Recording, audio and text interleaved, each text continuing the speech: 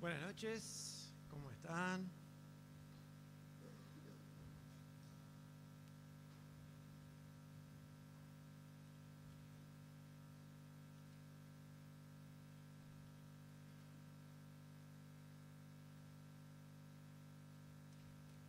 Muy bien, vamos a seguir entonces leyendo en el Evangelio según San Mateo. Vamos a leer desde el versículo 23 al 33. Pero antes de leer, ¿se escucha? ¿No está saliendo? ¿Hola?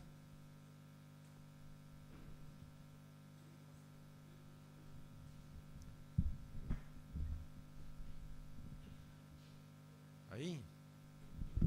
Hola. Más fácil. Todo mejor así. Aunque no tengo para pasar las hojas, pero bueno, vemos cómo hacemos. No sé. Bueno, muy bien. Ahí tenemos una imagen interesante.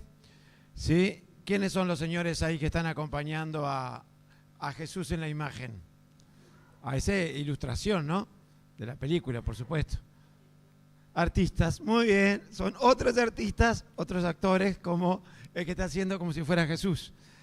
Pero ¿se acuerda que estamos ahora estudiando en el Evangelio de Mateo? Llegamos a la última semana antes de que Jesús vaya a la cruz. O sea, ya la estamos transcurriendo. Estos eventos que se dan en el capítulo 22, ¿qué día de la semana son más o menos? ¿Se acuerdan? Más fácil. ¿Cuál es el primer evento de la semana que leímos y estudiamos en Mateo sobre esta última semana del Señor antes de ir a la cruz? Bien, ahí está. ¿Sí? Nos acordamos de la canción. Mantos y palmas esparcidas. No la canto porque hoy ando medio mal de la voz, pero ¿sí? Cuando es reconocido como que, reconocido, por lo menos el pueblo cantaba, Hosana al que viene en el nombre del Señor, ¿se acuerdan?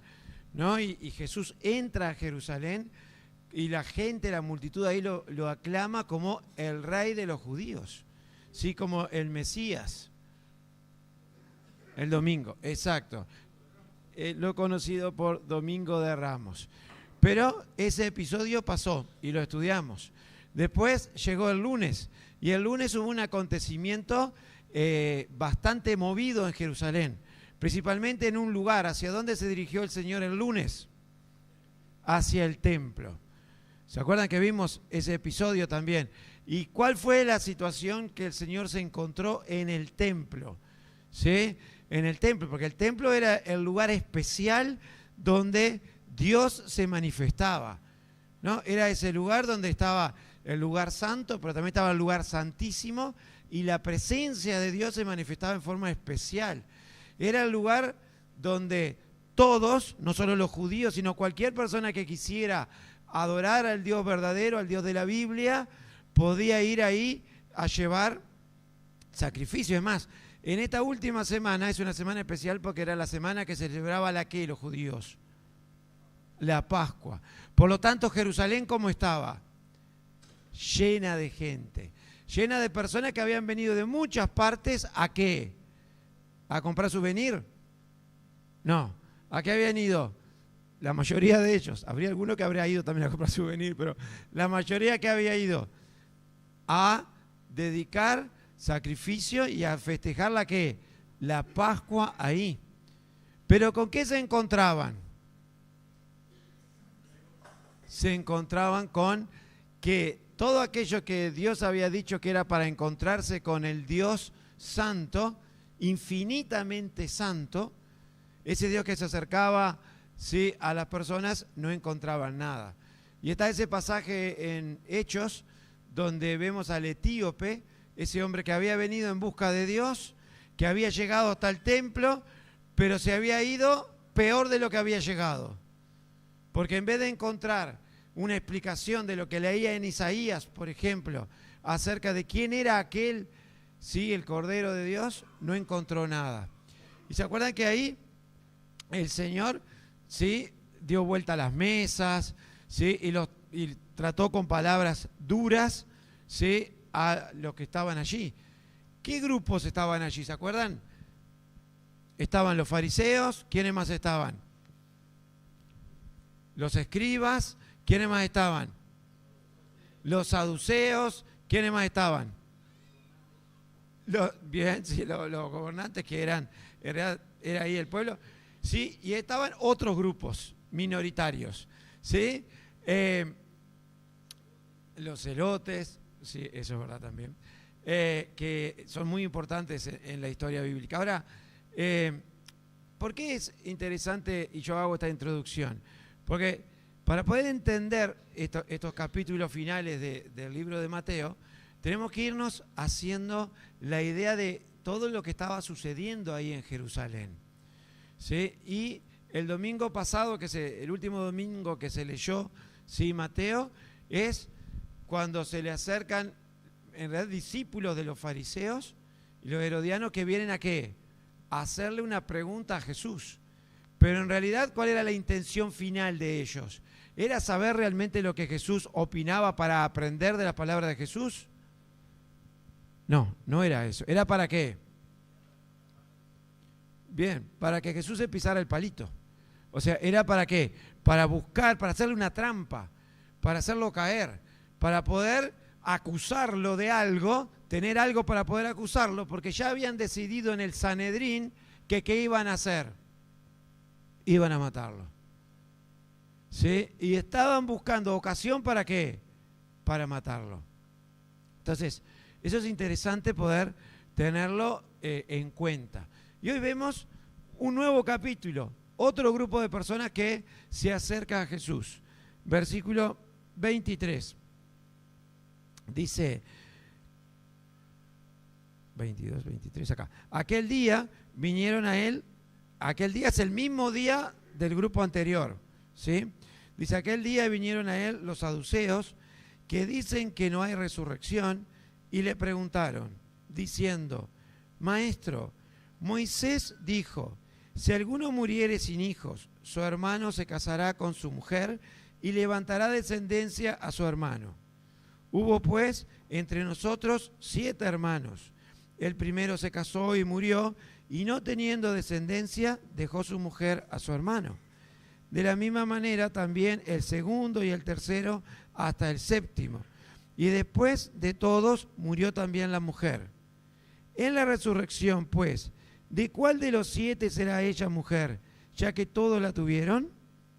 Entonces respondiendo Jesús les dijo, erráis, ignorando las Escrituras y el poder de Dios, porque en la resurrección ni se casarán, ni se darán en casamiento, sino que serán como los ángeles de Dios en el cielo.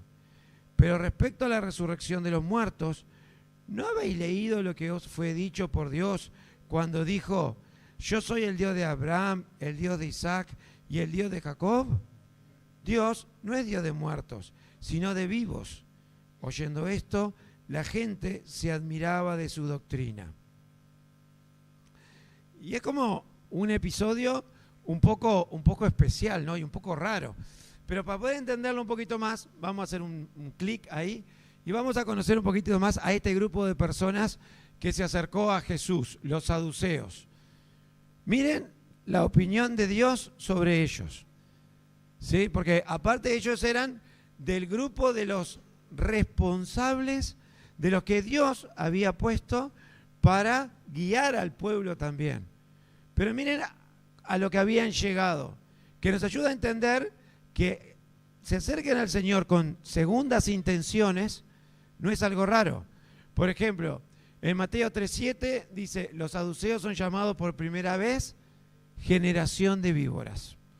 Después, en Mateo 16:1-4, junto con los fariseos demandan de Jesús una señal del cielo, por lo que Jesús lo llama una generación mala y adúltera. Y después, ¿sí?, les dice que debían guardarse de la levadura de la doctrina de los fariseos y de los saduceos. O sea que había algo que ellos creían que realmente no era lo que Dios decía. Y había algo que ellos creían, ¿sí?, que iba en contra de lo que Dios decía. Hacemos otro clic por ahí y vamos a seguir conociéndolos un poquito más. Porque vieron que de los fariseos sabemos bastantes cosas, ¿no? Y estos eran enemigos de los fariseos, ¿sí? Pero aparte de los fariseos eran como el grupo mayoritario. Pero uno, a veces a estos saduceos no saben ni quiénes son, y ahora vamos a ver un poquitito más sobre ellos. Dice, era la más pequeña pero más rica e influyente de las sectas judías. Y atiendan porque acá hay datos que nos ayudan a entender este pasaje. Yo traté de sacar información que nos arrojan luz sobre por qué estaban como estaban estas personas. Y por qué hasta este episodio, es más, hasta el episodio donde Jesús entró en el templo y los trató y dijo que era una cueva de ladrones y dio vuelta a los negocios y sacó todo, ellos no habían entrado en acción. Solo algunas veces. Dice, tenían el control mayoritario del templo y operación del sacerdocio. O sea, casi todos los sumos sacerdotes, en este momento de la historia de Israel, pertenecían a los saduceos. Y ahora van a ver que nos va a ayudar a entender, ¿sí?, algunas cosas que uno lee y dice, ¿por qué esa reacción? Pero miren qué más tenían ellos ahí. A través de las concesiones del templo de cambio de moneda y de venta de animales para el sacrificio, que fue como obtuvieron su riqueza. Ellos eran los que tenían todo eso, el negocio de cambio era de ellos. ¿Sí? Por lo tanto, ¿cómo habrán quedado el lunes, 2 días antes de este episodio, cuando el Señor se dirigió al templo y tiró todo? Y denunció las verdaderas intenciones de lo que se estaba haciendo en el templo. Furiosos. ¿Sí? Furiosos. ¿Sí? Pero aparte, dice, políticamente los saduceos estaban a favor de los romanos. Por lo tanto, hubo algo más que los puso en atención. Y dijo, muchachos, acá tenemos que hacer algo porque perdemos privilegios. Fue que se decía de Jesús que él era, cuando entró el domingo de Ramos, ahí la gente lo daba la bienvenida diciendo que era el ¿qué? El rey de los judíos. Ah, caramba. Que sea el rey de los judíos quiere decir que si los romanos se enteran que está entrando un hombre acá, donde el pueblo dice que es el rey de los judíos, y aparte todo el pueblo tiene la idea de que los va a poder liberar, por fin lo va a liberar del poder de Roma, se va a armar una rebelión. Y entonces, ¿qué iba a suceder? Los romanos que no andaban con vueltas, los iban a sacar de todos sus beneficios. Miren, tenían tantos beneficios que vieron la guardia del templo, algo que uno nunca le da mucha bolilla. La guardia del templo, aquellos que hasta después andaban con los apóstoles y los llevaron presos. ¿Se acuerdan a Pedro? ¿Sí? Cuando empezó a predicar de la resurrección de Cristo. Esos pertenecían a los saduceos y era un beneficio que Roma les había dado a ellos para que tuvieran esa autoridad. O sea que eran un pequeño grupo, eran los ricos de ese entonces, eran la aristocracia, eran los que tenían el poder político y ellos movían los hilos, ¿sí? Y bueno, hasta este momento como que no habían intervenido mucho. Eso también lo llevaba a que la gente no les tuviera mucho amor, ¿sí? Porque los fariseos, sí, uno a veces piensa que eran como los más repudiados, pero los fariseos odiaban a los romanos, ¿sí? Pero estos estaban del lado de los romanos. Por lo tanto, el pueblo, la gente común y corriente, ¿sí?, tampoco los quería mucho. Y ahora vamos a ver, sí, otro detalle más. Otro clic más por ahí. Creían que los fariseos habían introducido prácticas recibidas de los antepasados, pero que no se encuentran en las leyes de Moisés. Por esto los rechazan los saduceos. O sea, en esto estaban bien. Ellos decían, los fariseos han incluido en el credo de ellos una cantidad de costumbres y creencias que son de los rabinos. Y eso no es bíblico. ¿Estaban errados? No, en eso estaban en lo correcto. Pero miren lo que les pasaba. Uno dice, qué bien esta gente, ¿no? Pero ellos solamente tenían como palabra de Dios y así la tomaban a rajatabla ellos decían eso por lo menos, la Torá, o sea, los 5 primeros libros de la Biblia, la ley de Moisés. El resto del Antiguo Testamento prácticamente no lo consideraban, no lo tenían en cuenta. Y eran así, ultra ortodoxos, ¿sí? Y literales en eso. Otro clic más. Y llegamos a algo neurálgico en ellos. ¿Sí? En Hechos 23:8, ¿sí? Se habla de ellos y dicen que no hay resurrección, ni ángel, ni espíritu. Porque aparte, este contacto que tenían ellos con los romanos, todo esto político que ellos tenían, también había hecho que se juntaran con la forma de pensar de los griegos, que es bastante diferente a la forma de pensar de los judíos. ¿Sí? Y miren, estaban perfectamente cómodos. Y aparte decían esto, que también es interesante para poder entender esto. Decían, Moisés, esto era así lo máximo, Moisés no enseñó una resurrección literal de los muertos. Ellos decían, nosotros no encontramos que en el Pentateuco, en la Torá, Moisés haya enseñado sobre esto. Por lo tanto, no creemos en la resurrección. Y eso fue lo que esta gente viene a hablar con el Señor. ¿Sí? A otro clic, por ahí, a ver, espérate un poquito. Bien, hasta ahí. No, pasa para atrás porque si no se me adelanta. Y vienen a hablar con el Señor. Entonces idearon, así como los fariseos habían ideado un plan para acercarse al Señor, no con un corazón humilde, con un corazón con deseos de aprender de Dios, sino para hacerlo caer, dijeron, la tenemos. Porque aparte cuentan los historiadores, como hay un señor que se llama Josefo y otros más, que cuentan que muchas veces los saduceos dejaban en ridículo a los fariseos, por ejemplo, porque le planteaban cuestiones sobre, por ejemplo, la resurrección. Y a veces los dejaban así como en evidencia. Entonces, como que ellos se creían muy respetados en cuanto a esto. Y dijeron, vamos a llevarle al Señor una situación donde esa enseñanza de la resurrección, pero no la resurrección del espíritu, sino la resurrección del cuerpo, de la resurrección total, cuerpo, alma y espíritu, quede ridícula. Y donde vamos a presentarle al Señor, nos decían, al Señor nos decían, vamos a presentarle a Jesús, al maestro, y esto decían ellos, maestro, porque acá cuando lo llaman maestro, no es, o sea, es rabí, pero es maestro como para, a ver, exacto, tú que sabes tanto.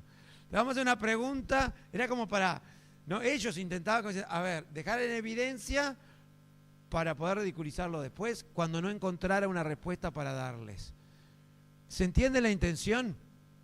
Porque esto es interesante, hay que contextualizar para ver la dimensión y a dónde había llegado el corazón de estas personas, porque cuando yo me puse a estudiar sobre ellos, digo, caramba, el sumo sacerdote y los sacerdotes eran este tipo de personas. Los que recibían los sacrificios en el templo, los que supuestamente eran, ayudaban a las personas a acercarse al Dios de la Biblia, eran estas personas. A lo que habían llegado, exacto, no eran creyentes, pero hacían cosas como si fueran creyentes. Se habían transformado en perfectos religiosos. Y yo pensaba, qué tremendo, ¿no? Porque este riesgo lo tenemos todos. Yo ya he dicho algunas veces esto acá, porque es un miedo que tengo yo, de que en mi generación pase esto. Que nuestra iglesia se deje estar, se deslice, pierda de vista al Señor y la sana doctrina y nos transformemos en un lindo grupo de religiosos. Todos amorosos, ¿sí? rígidos en algunas cosas, teniendo la Biblia, siendo celosos de buenas obras y nada más, y nos olvidemos del primer amor. Porque, ¿quién dijo que nosotros no podemos llegar a esto? A transformarnos en unos perfectos religiosos y olvidarnos del Señor. Nadie. Y tenemos que orar, hermanos, velar y orar, ¿sí? Para no descuidarnos y mantener esa frescura con el Señor. Y que no nos acostumbremos a ser cristianos domingueros, que no nos acostumbremos a ser celosos de la letra y no del espíritu de la letra. Que no nos acostumbremos a ser celosos de las buenas obras, pero perdamos la misericordia y perdamos el amor. Porque toda esta gente, miren, estos saduceos eran uno de los que más conocía la Biblia, porque dentro del curso que tenían para ser sacerdotes y entrar ahí, tenían que aprenderse de memoria la Biblia. De memoria. O sea, que no era por falta de conocimiento bíblico, de conocer lo que la Biblia dice. Era por falta de discernimiento de lo que la Biblia dice. De entender el espíritu de lo que la Biblia dice. De dejar que el Espíritu Santo les muestre las verdades bíblicas. Entonces, esto es como una enseñanza entre paréntesis, no es la enseñanza principal de este pasaje, pero es como algo que está ahí, como una alerta. Ojo, ponga la barba en remojo, porque lo que pasó en Estados Unidos, lo que pasó en Europa, lo que pasó con algunos grupos religiosos, perfectamente puede pasar con nosotros. A nivel de iglesia y a nivel espiritual. Y esto, ¿saben qué? Siempre es un proceso. Se da de a poquito. Entonces, ellos vinieron ahí al Señor y le dijeron, ¿no? Miren qué interesante, porque aparte es como algo de Hollywood. Decía Magui, es como si esa mujer realmente tremenda, ¿no? Consiguió que los 7 hermanos se casaran con ella. ¿Sí? A un clic. Ellos presentan el caso basado en Deuteronomio 25, 5 al 6. Aparte, vieron que ¿cómo introducen el caso? Palabra clave, ¿saben cuál es? Moisés dijo. Era como diciendo, no lo dijo cualquiera, lo dijo Moisés. Entonces, ¿qué vas a decir tú? Y ahí arranca, ¿no? Dice, bueno, y ahí le dijeron, estaba la mujer, se casó con un hombre, ese hombre tenía hermanos, bueno, pero ese hombre se casó, o sea, se casaron, se murió el hombre, no tuvieron hijos, y había una ley que decía, que Dios la había puesto, que decía, ¿qué cosa? Que si se casaban y no tenían hijos, para preservar el apellido y las pertenencias de la familia, Dios había dicho que el hermano, uno de los hermanos, podía casarse con la viuda. Se me entran a confundir los parentescos ahí. ¿Para qué? Para rescatar el apellido, para que el apellido pudiera seguir. Ahora, ¿vieron esa imagen? ¿A qué le vas a acordar esa imagen? ¿A qué caso bíblico es ese? Ruth, ¿se acuerdan? Boaz y Ruth, ¿sí? Ese es el caso. Eso ahí se casó. Boaz pudo casarse con Ruth, ¿por qué? Porque era de la familia. Pero antes tuvieron que consultar a alguien que tenía más derecho que vos. ¿Sí? ¿Para qué? Para ver si no se quería casar. ¿Sí? Porque era algo grave. Si no era así nomás que decía, no, yo no, que se maneje la mujer. No era que se le podía decir así nomás. Es interesante todo el ritual que había, donde socialmente al hombre que le decía que no a la mujer, lo escrachaban, hasta la mujer lo terminaba escupiendo en la cara. ¿Sí? Era tremendo. ¿Sí? Y ellos vienen con ese caso, que en los tiempos del Señor ya ese mandamiento como que no lo tenían tanto en cuenta, pero bueno, estaba ahí, ¿no? Y era como un poco ridículo, ¿no? Pero bueno, a ver qué pasa. Y miren qué interesante la respuesta del Señor, ¿no? lejos de... Porque, ¿qué esperarían ellos? ¿Cómo habrán tramado? A ver, porque se la imaginaron toda, ¿no? Llegar, le hacemos esta y acá cae. ¿Cuál podría haber sido las reacciones que ellos esperaban del Señor? ¿Qué les parece? Si ustedes hubieran sido los saduceos, porque era como, ¿y de quién va a ser? Y cuando, a ver, y en el supuesto caso que haya resurrección, porque era así, y en el supuesto caso que haya resurrección, y están los 5 ahí, sí, todos ahí, sí. ¿Con cuál va a ser el esposo? Era bien, vieron, aparte lo que es el corazón, ¿no? Y ellos dirían, capaz que qué, no sé, o capaz que ni siquiera dijera no sé, se callara la boca. Dicen algunos comentaristas que tal vez esta estrategia lo hubieran usado ya antes con otros fariseos, por ejemplo, con fariseos, y le hubieran callado la boca. Pero perdón. Exacto. ¿Sabe qué? Lo voy a estudiar. Lo voy a estudiar porque, sí, no, raro, che. Pero bueno, vemos cómo será. Lejos de eso, ¿a quién consultaron? Porque Moisés, sí, era el hombre que Dios usó para darle la ley al pueblo, a su pueblo. Pero ¿quién estaba parado ahí delante de ellos? El autor también ¿de qué? De esa propia ley, ¿no? Pero miren lo que les dice, y es tremendo, ¿sí? Versículo 29. Entonces respondiendo Jesús les dijo, erran, ignorando las Escrituras y el poder de Dios. Tremendo, ¿no? Delante de todos, ellos que estaban ahí agrandados, el Señor dice, están equivocados. Pero no solo le dice, están equivocados, porque aparte ese están equivocados quiere decir, están apuntando mal, van en la dirección no correcta. Dice, pero no solo eso, sino los trata de ¿qué? De ignorantes, de desconocedores, ¿de qué? De 2 cosas.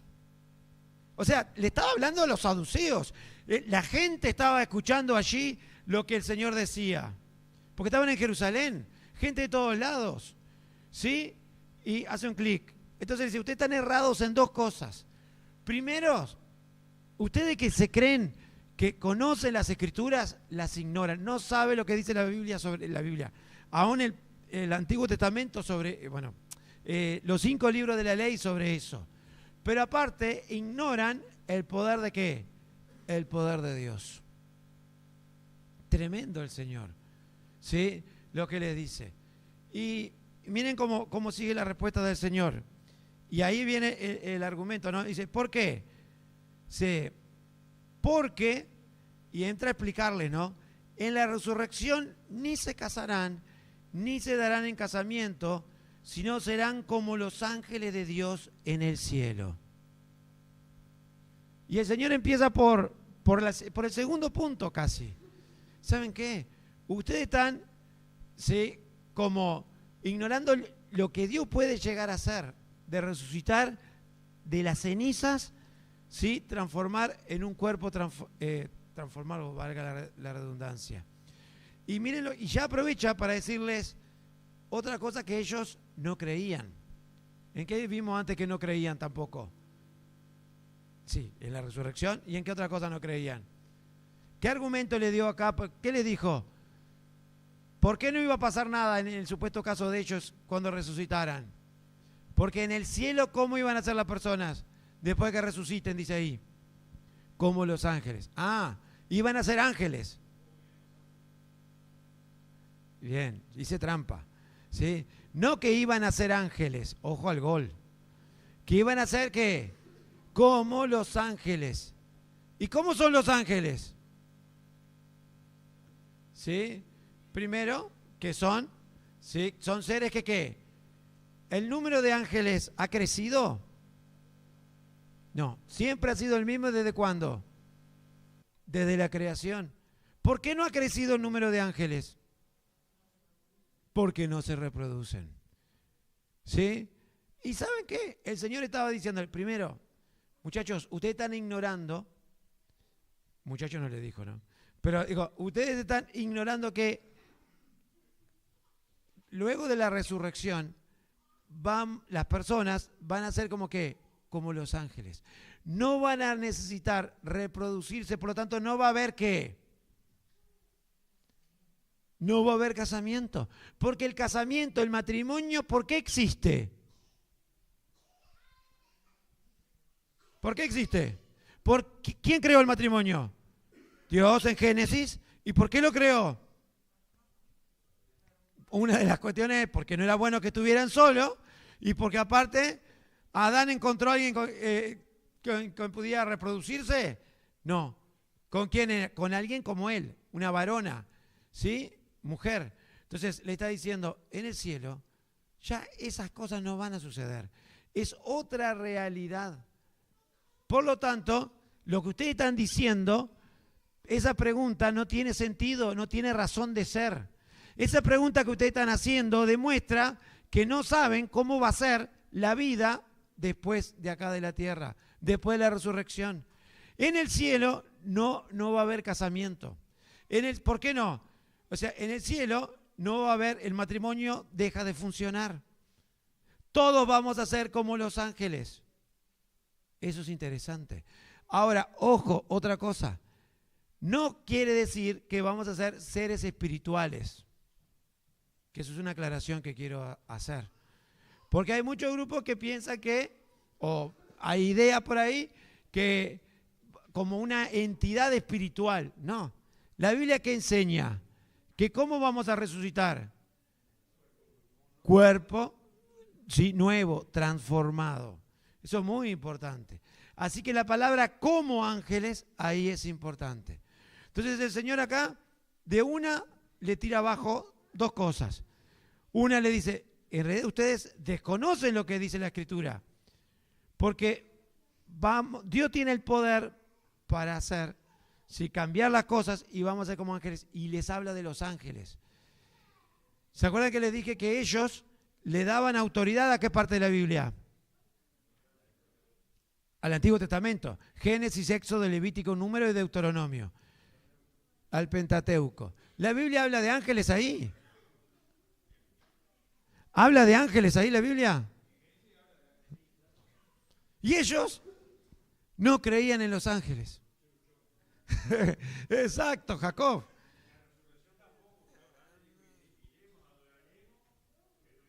Exacto. Y Hebreo capítulo 11, versículo 19, habla de eso, de la fe que tenía Abraham. O sea, por todos lados, esta gente que creía celosa de que era una conocedora de la palabra de Dios, en realidad estaba mostrando, el Señor estaba dejando en evidencia que en realidad no conocían la palabra de Dios. Exacto. ¿Sí? Entonces, eso es lo primero. Y lo segundo, el segundo punto que ignoraban era que el resto de las escrituras también habla de la resurrección. ¿Sí? Y que es de una resurrección corporal. Vamos a seguir un poquitito, ¿sí? Hablando sobre esto. Miren, versículos del Antiguo Testamento que hablan sobre la resurrección. Salmo 16, 9 al 10. ¿Se acuerdan, David, lo que dice acá? ¿Alguien lo tiene por ahí que lo quiera leer? Otro que busque el Salmo 49, 15. Salmo 49, 15. Otro que busque el Salmo 73, 24. Salmo 73, 24. Y otro que busque Daniel 12, 2.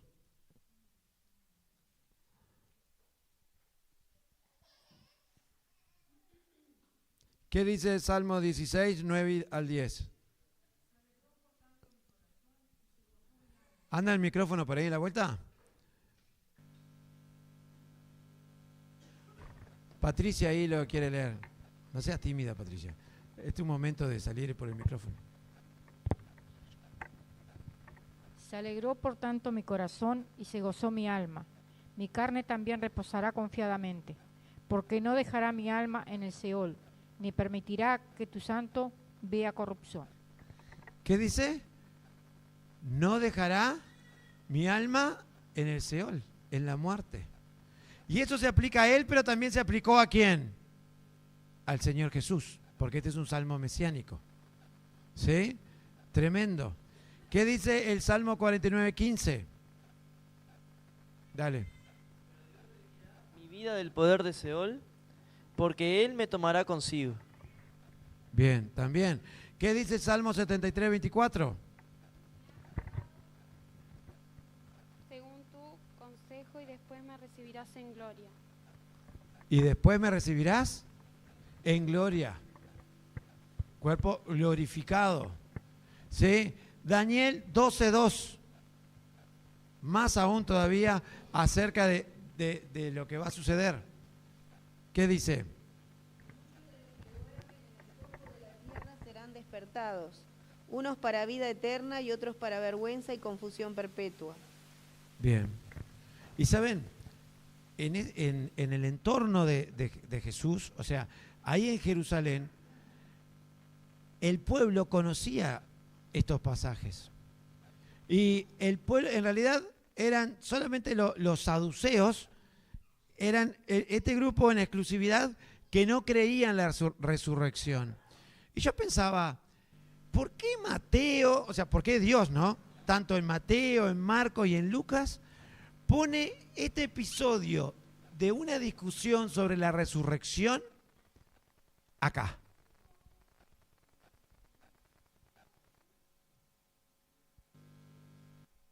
¿Están de acuerdo con Artemio? Porque es interesante para pensar en eso, ¿no? Por lo menos me pareció interesante pensarlo. Justito, estamos en la última semana, miércoles. El Señor el viernes iba a la cruz, el domingo iba a resucitar. Y acá hay una discusión pública sobre si la resurrección, sí, la resurrección, no, hay resurrección, qué tipo de resurrección hay, para que, aunque casi todos los judíos de ahí creían que en la resurrección, que aún las autoridades tuvieran toda la evidencia de que realmente la resurrección de entre los muertos es algo que Dios dice que existe y que está en la Biblia. Tremendo, ¿no? Cómo Dios estaba preparando todo para la muerte y la resurrección del Señor. Pero después es interesante cómo sigue el argumento, ¿no? Para ellos mismos. Dice, pero ustedes que creen en el Antiguo Testamento, en el Pentateuco, vamos a un argumento de ahí mismo. Vamos a un argumento de los padres del pueblo judío, de los padres de la fe. Cuando Abraham, ¿sí?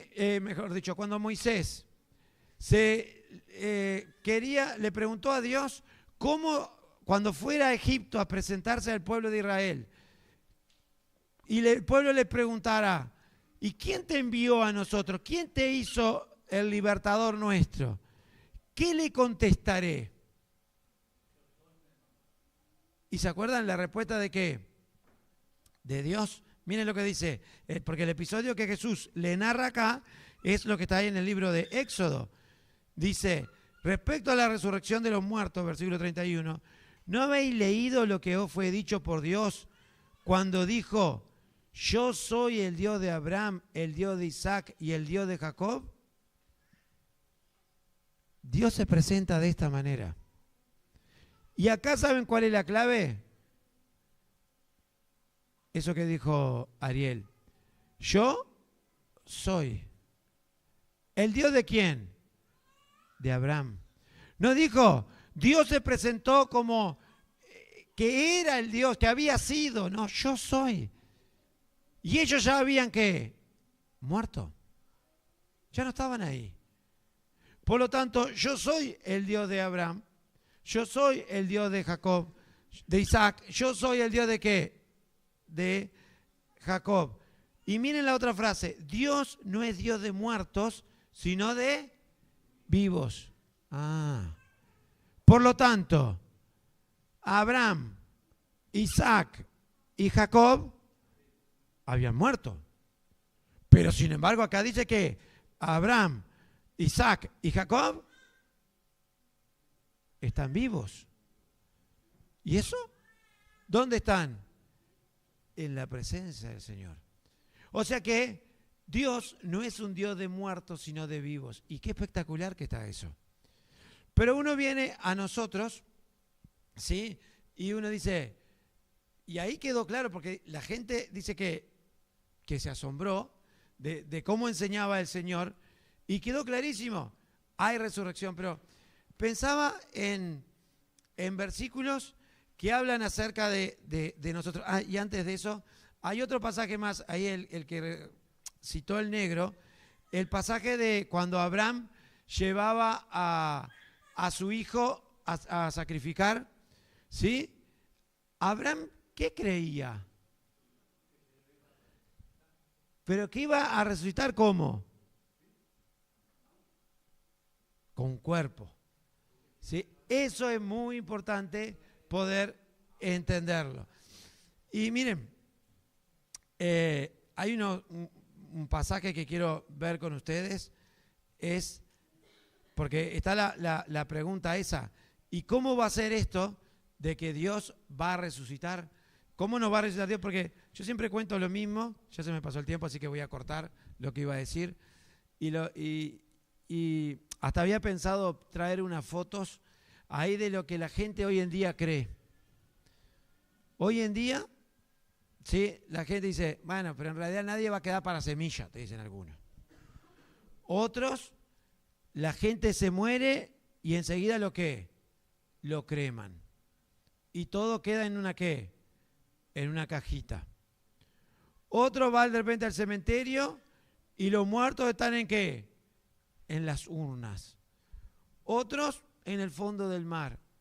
Otros por ahí. ¿Pero qué dice la Biblia? Cuando habla de la resurrección de entre los muertos. Que todos van a resucitar corporalmente. El versículo que leyó Saila. Y que habla Apocalipsis también. Todos, un día, ¿sí? Está decretado que las personas vivan una sola vez y después el juicio. Todos se van a tener que presentar delante de Jesús.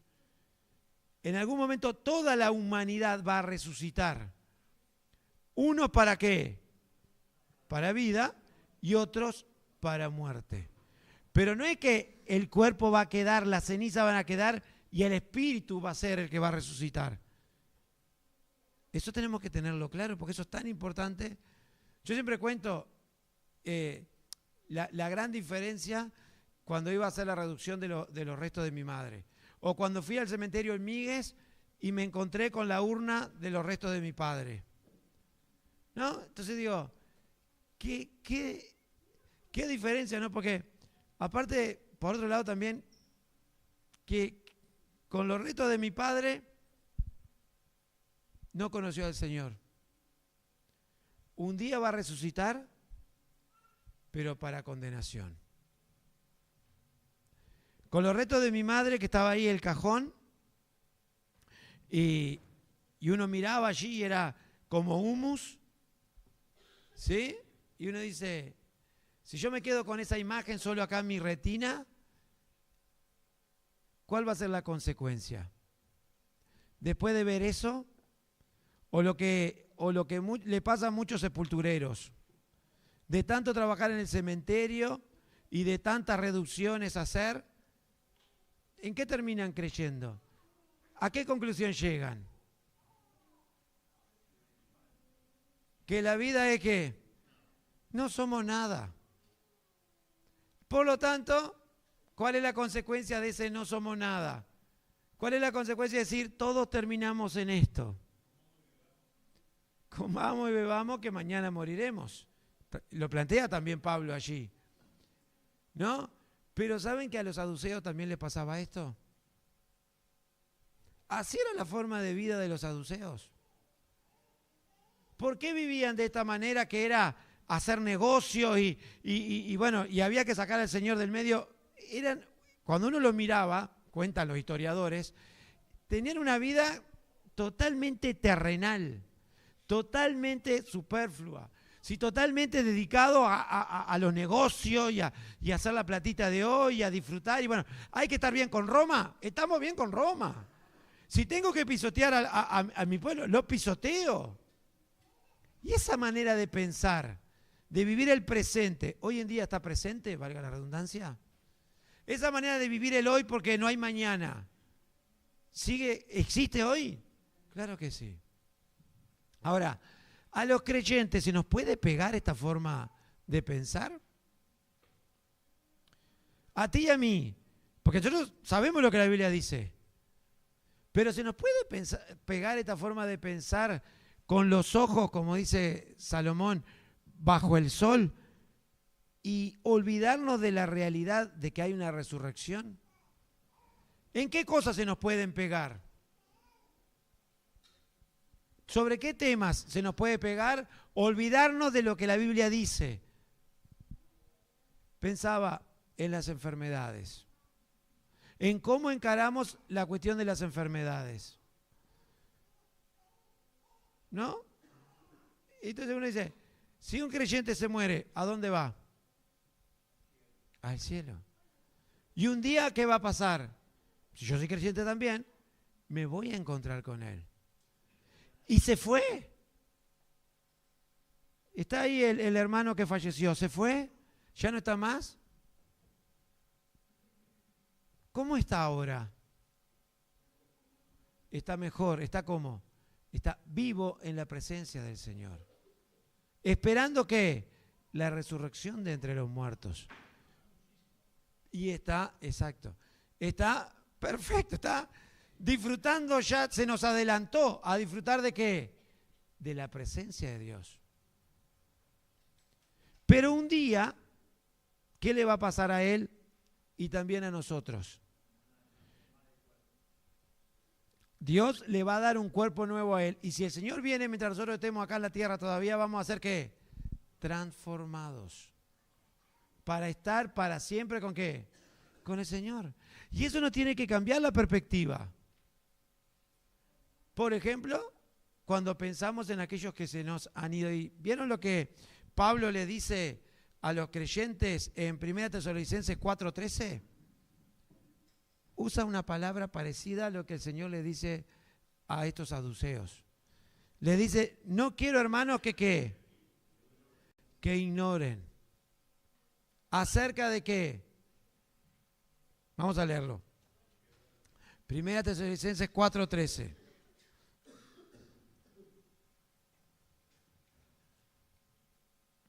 Dice, tampoco queremos, hermanos, que ignoren acerca de los que duermen, para que no os entristezcáis como los otros que no tienen esperanza. Porque si creemos que Jesús murió y resucitó, así también traerá Dios con Jesús a los que durmieron en Él. ¿Sí? Qué espectacular que es esto. Quiere decir, ¿qué quiere decir Pablo cuando dice no quiero que ignoren? No queremos que ignoren. No queremos que se olviden. No se olviden lo que dice la Biblia. Que no te pase lo que le pasó a los saduceos. Que lo tenían ahí, pero sin embargo, no lo consideraban. Y toda su vida estaba basada, ¿sí?, en algo que lo llevó a negar al mismo Jesús. ¿Sí? Entonces, no ignoremos acerca de esto. Pero aparte también acerca de la resurrección de entre los muertos, como decía José Aristimuño, 1 Corintios capítulo 15, para que lean en la casa de ustedes. ¿Sí? Miren qué interesante, yo lo traje acá en otra versión para leérselos. ¿Sí? Dice, capítulo 15 de 1 Corintios, versículo 12, dice así. Antes podemos leer el versículo 15:1, dice, ahora, amados hermanos, permítanme recordarles, miren lo que dice Pablo, permítanme recordarles, ¿eso qué quiere decir? Que esta noticia, más que esta noticia, esta verdad, esta esperanza, esta certeza que tenemos en Cristo, se nos olvida muy fácil, dice, que ya les prediqué, es en ese entonces la recibieron con gusto y todavía permanecen firmes en ella. Esta es la buena noticia que los salva si ustedes siguen creyendo el mensaje que les prediqué, a menos que hayan creído. Yo les transmití a ustedes lo más importante y lo que se me había transmitido a mí también. Cristo murió por nuestros pecados, tal como dicen las Escrituras. Fue enterrado y al tercer día fue levantado de los muertos, tal como dicen las Escrituras. Bueno, y ahí hay una cantidad de evidencias acerca de la resurrección de Cristo. Pero después dice, versículo 12, pero díganme lo siguiente, dado que nosotros predicamos que Cristo se levantó de los muertos, y miren la pregunta, ¿por qué algunos de ustedes dicen que no habrá resurrección de los muertos? Como los saduceos. Pues, si no hay resurrección de los muertos, entonces Cristo tampoco ha resucitado. Y si Cristo no ha resucitado, entonces toda nuestra predicación es inútil. Y la fe de ustedes también es inútil. Y nosotros, los apóstoles, estaríamos todos mintiendo acerca de Dios, porque hemos dicho que Dios levantó a Cristo de la tumba. Así que eso no puede ser cierto si no hay resurrección de los muertos. Y si no hay resurrección de los muertos, entonces Cristo no ha resucitado.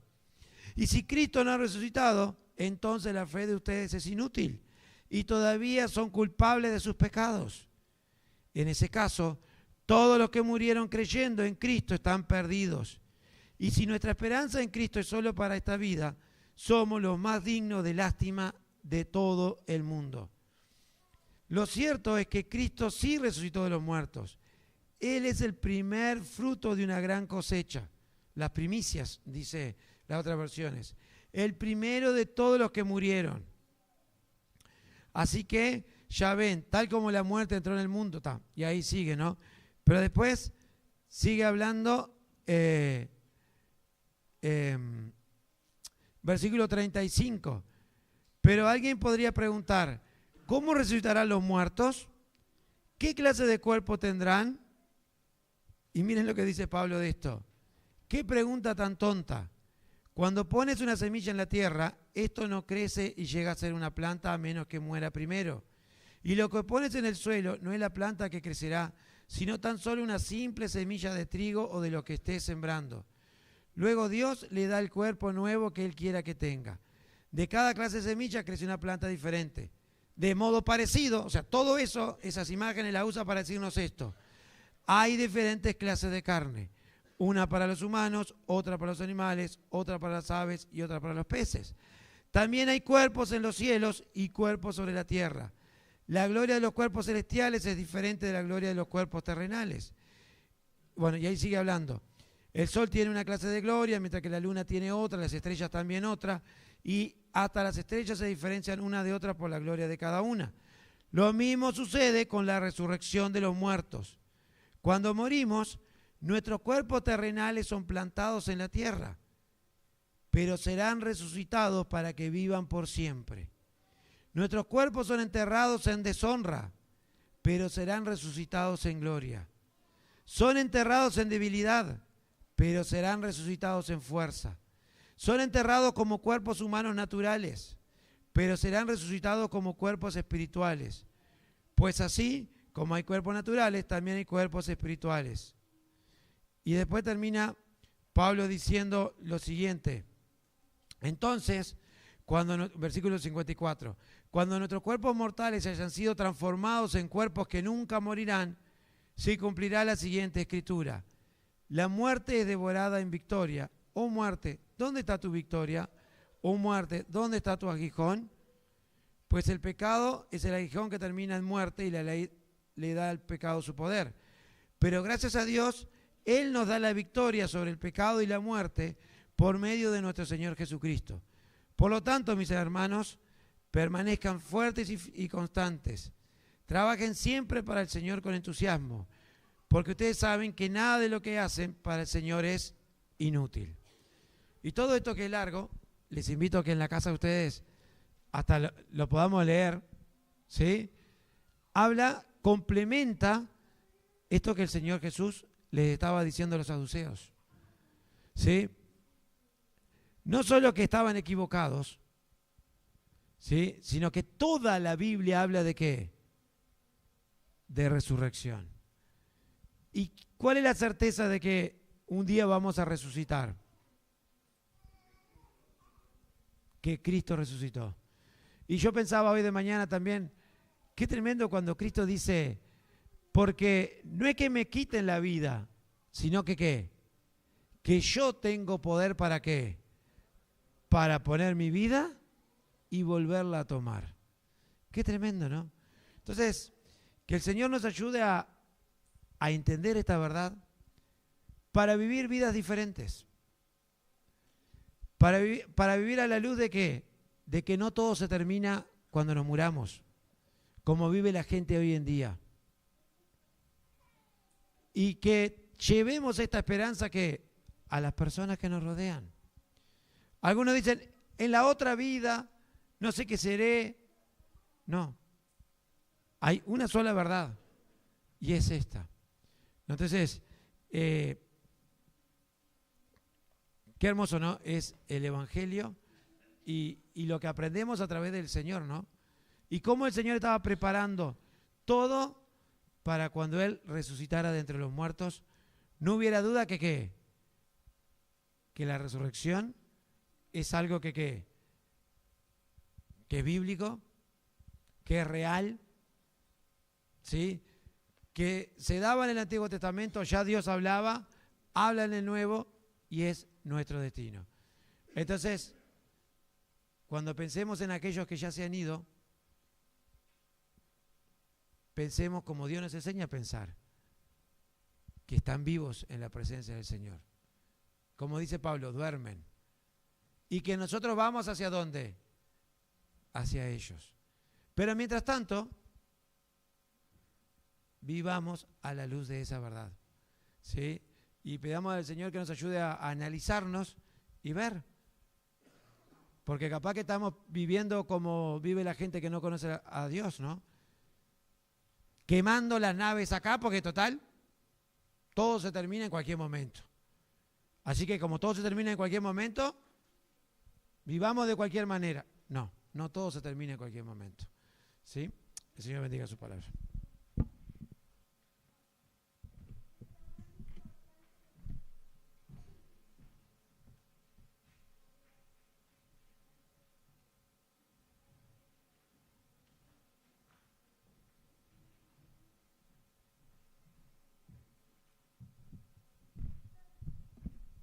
Oramos. Padre, te agradecemos por tu palabra, Señor. Gracias porque tu palabra es clara, Señor, y nos habla directamente al corazón, Señor. Te agradecemos porque tenemos esa esperanza, Señor, de que un día vamos a estar contigo, Señor. Gracias porque tú nos rescataste, Padre. Y te pedimos que nos ayudes a vivir pensando en eso, Señor. Que nos ayudes a vivir sabiendo que tú nos tienes aquí en esta tierra para algo, Señor. Y es para compartir ese mensaje, Padre. Ayúdanos a tenerlo presente día a día. Te agradecemos por este tiempo, Señor, y te pedimos que bendiga la siguiente reunión. En tu nombre, amén. Los horarios de las reuniones: los martes hora 20, la reunión de oración. Los viernes hora 20 también el estudio bíblico, que estamos con Levítico, ¿no? Con Levítico. Y los sábados 18:30, la reunión de adolescentes, que estamos con Eclesiastés. Y la reunión de jóvenes, que seguimos respondiendo preguntas, a las 20:30. Y los domingos a las 7, una reunión como esta, y a continuación la cena del Señor.